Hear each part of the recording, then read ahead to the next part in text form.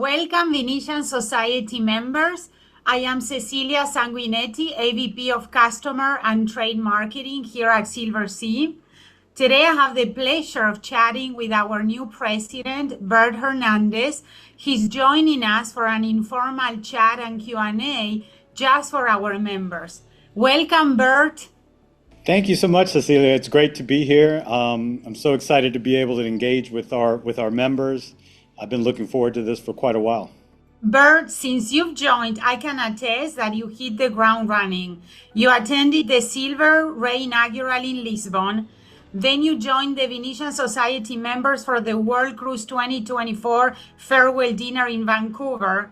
And finally, you also took your family on a summer vacation on the Silver Nova in Alaska. That is incredible. Well, yeah, I mean, like you said, I came in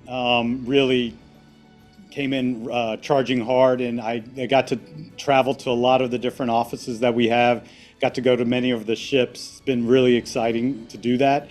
I love to learn about the product and the brand. I've always been such an admirer of it, but during this period was just such an opportunity to really get to know the crew, get to know the ships, and then also to get to know the guests. I mean, I've met a ton of guests during this process, and it's been probably the most rewarding part of the job so far.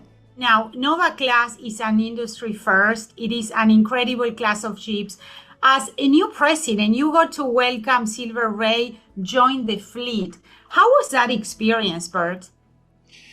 Yeah, so first, I was very anxious, obviously, to take delivery of the ship. I know Silver Nova came out right after the pandemic.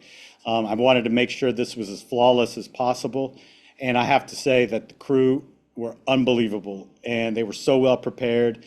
The ship looked amazing. I have to really give it to the new build team. But, you know, I think it really goes to the heart of our expertise and what we really want to do. I mean, what that ship is, in my view, is the best ship in the category. It's beautiful aesthetically, but it's also very functional. So a lot of the things that you see that you're like, wow, that is gorgeous, it really helps lend itself to the product.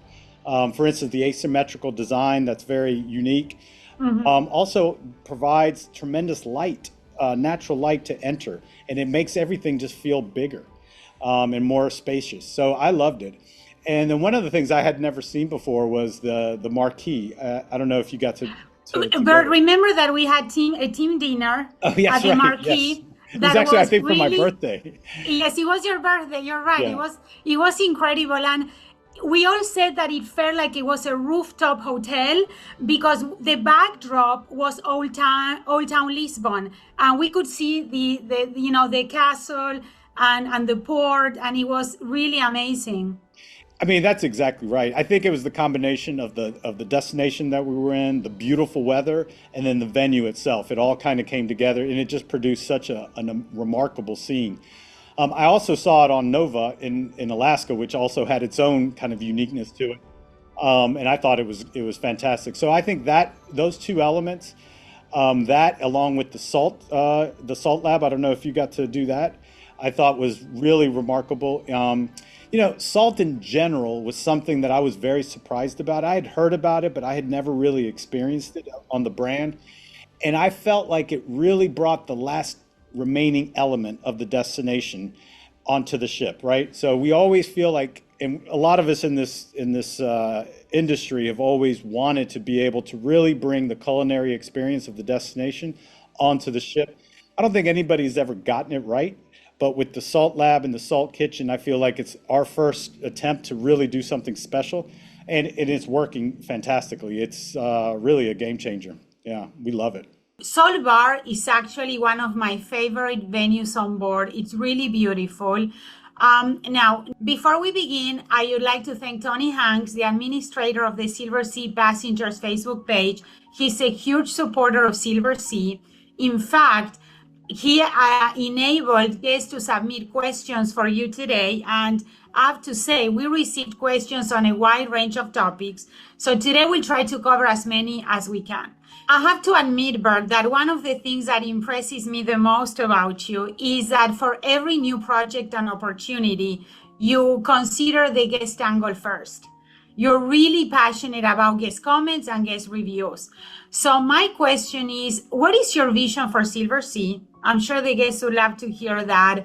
And how are you planning to stay connected with Yeah. the guest needs? Well, listen, I mean, we spend a lot of time, which you're well aware of, reviewing surveys, data, everything that we can about what the guests want, how the guests like what we're delivering, how we can improve.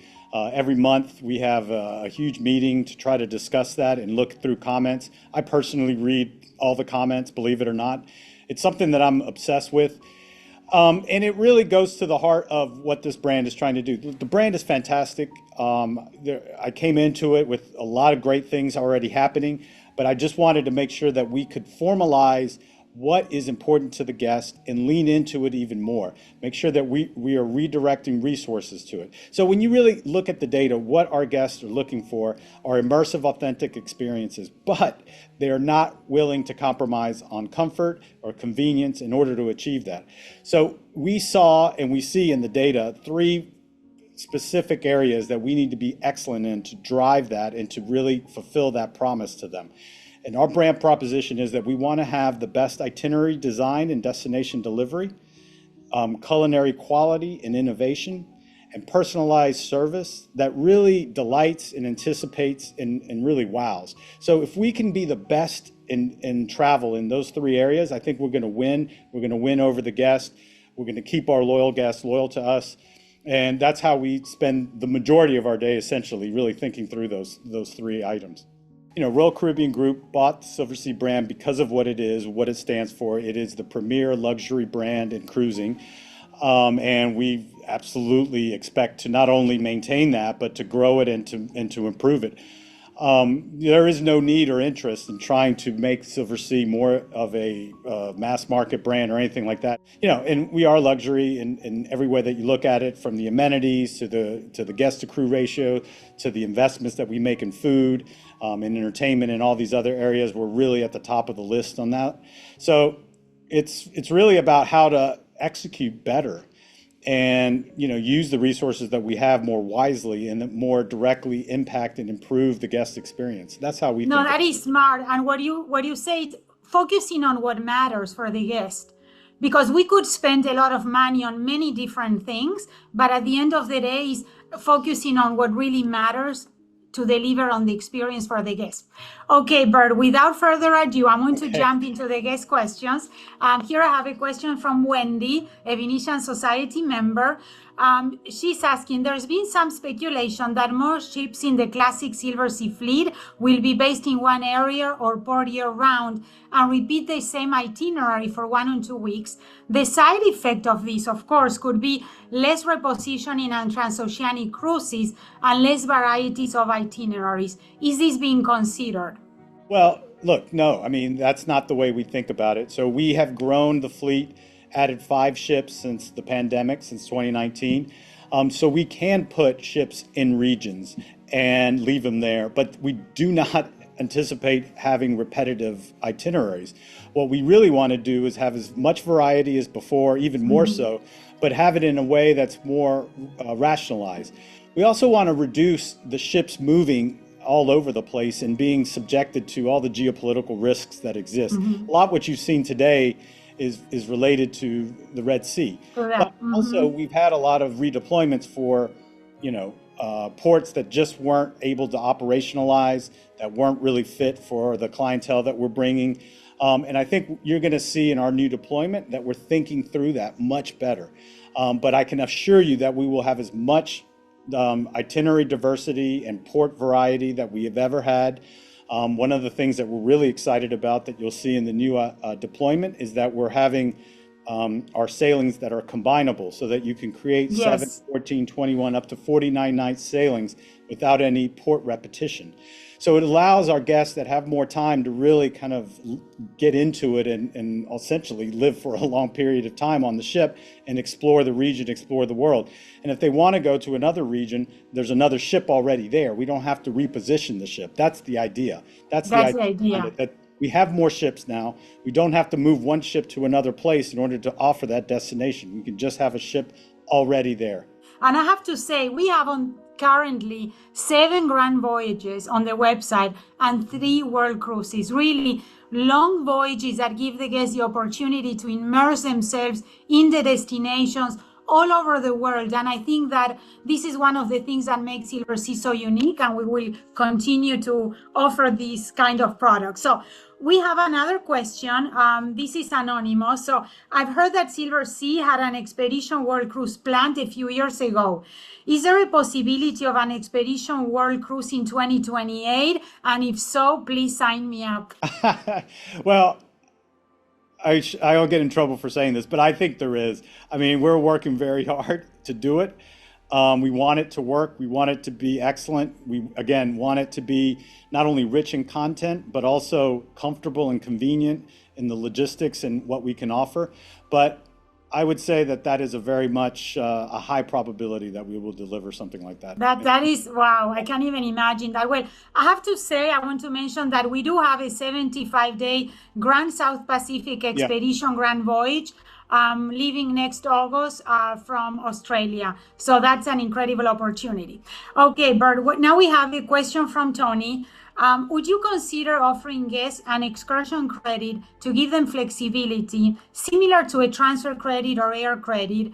For example, instead of 7 included excursions on a cruise, someone could choose 2 Privato excursions or 3 salt excursions, right? You get the point. What do you think about that? Yeah, totally agree. I think the current format and the current offering lacks flexibility. It's a one-size-fits-all model. It kind of force feeds the guests into potential shore excursions that they might not want. So that is something we're definitely exploring, and we're going to do it. You know, how the mechanism will work, we still have to work it out, but it's coming. It's going to be a total win for the guests. There's nothing that we're taking out. I'm a big believer on the all-inclusive model. So we want to retain that element of it. We just want to introduce more flexibility, more variability for the guests to choose what they want. You know, if they want to do a shore excursion every day, great for them. If they want to save it all up and do one amazing excursion on 1 day or 2 days, they can do that. They can really get into different types of excursion types. So that's, I think, is the idea, is to provide the flexibility to the guests on this topic. Yes, absolutely. I think that, Bert, that's one of the things that people want now, freedom and flexibility and choice. The guests are paying a lot of money, so I'm glad that you are considering that. Our guests want to have more choices. We're not only considering it, we are doing it. It's just that you're doing it. Yeah. Oh, okay. I have just been surprised at how much technical difficulty there is to make that switch, but it's all going to work out. And again, as we start to roll it out, we will come back and talk to the Venetian Society members to ensure that this is something that they value, that they like the way the program's being designed. But I really believe the data, not only the data suggests it, but common sense suggests it. And I think it'll be a win for everybody. No, that's great news. Okay, moving along. So actually, we received a lot of questions from solo travelers. I was like very surprised. Many of who cruise with us once or twice a year. I've met a lot of solo travelers on my cruises, and they're great. In this case, Helen is asking us, is it true that there will be no longer be any cruises available with the 25% solo supplement? That is not true. Look, I mean, the solo traveler is a very important demographic and component of the Silver Sea kind of market. They add a lot to the community. I mean, I've noticed that not only within the data, but also in anecdotal evidence. So we definitely want to maintain that. We will keep the 25% in some of our sailings. The other thing, though, that we're considering is during the revitalization process, we are going to try to create a new category of single cabins for solo travelers that is more economical for them, more efficient on the hardware. So we're looking into that, but in the meantime, they can always expect there to be 25%. That will be amazing. Okay, it seems like there's a lot of interest in our expedition product. Tamara is asking, are there any plans for future expedition ships? And she knows a lot about the ships. The Cloud and the Wind are the old classic ships that simply cannot compete with your competitors' new purpose-built expedition ships to cover areas outside the Galapagos and polar regions. We need more ships like the Silver Origin and Silver Endeavor to continue expedition cruising. And for the guests that don't know, I want to specify that Silver Origin is our Galapagos purpose-built ship for the area, and Silver Endeavor is our polar ship that is an ice-class vessel. So are there any plans for more expedition? So a couple of things. One is expedition is a very important segment of our overall portfolio. It introduces a new segment of guests to the brand that are generally, not always, but sometimes cruise rejectors. So we introduce them to the brand, we win them over, it's great. They're happier, so we really like it. So we are always looking at ways of expanding in this segment. So I think you will be able to see certain things coming out of here. The good news is you can be more opportunistic in this area. There's always tonnage that becomes available that we see and feel is consistent with what the Silver Sea overall portfolio looks like. Also, you can build in ports or in yards that are of smaller size. You don't have to rely on the big ones. So there is opportunity to expand, and we're definitely looking at it. One thing I'll mention that as of taping hasn't been released, but I think by the time you release this, it will be known, is we are going to build the southernmost hotel on Earth in Puerto Williams. It's going to be a beautiful lodge. It's going to be for Silver Sea guests, and it's going to really help support the Antarctica cruise product that we offer. It would allow us to bring all guests into one hotel so that everybody's in the same location that has great common areas. We can provide briefings and get everybody acclimated to what they're going to experience in Antarctica. It's a beautiful destination in and of itself. So I think it's going to be a huge win, and it will literally be the world's southernmost hotel. That's amazing. Have you been there, Bert? No, I'm actually leaving tonight to go there to break ground on it. So I'm excited. Gosh. Look, this is something that I think is really important for the brand. It really showcases the resources at our disposal, the innovation, the kind of boldness that we take in order to make sure that we provide the best experience. And this is it. We'll control it. It'll be a Silver Sea level type of experience that people will have. And it will get everybody, to meet each other, to get to know each other before they get on the cruise. And that sense of community that's so important for the brand and for our travelers, I think will emerge even more during this process. This is incredible news, and it actually shows the commitment of the Royal Caribbean Group to invest in Silver Sea. I think that this is incredible. And I think that really that's pretty accurate. I mean, look, I think the only thing that holds us back is our imagination and our ideas. As long as we show that we can, invest money wisely and produce adequate returns, we really have the ability to do anything. No, that's amazing. Okay, Bert, we have a question about status match from Peter. The status match seems unbalanced. For instance, I can sail 60 days on Celebrity and get the benefits of 250 days on Silver Sea. This has pushed me to look at other luxury cruise lines. Tell us, I know we've talked about this a lot. So look, I mean, when we did this, the idea was to make sure and ensure that our guests did not lose anything.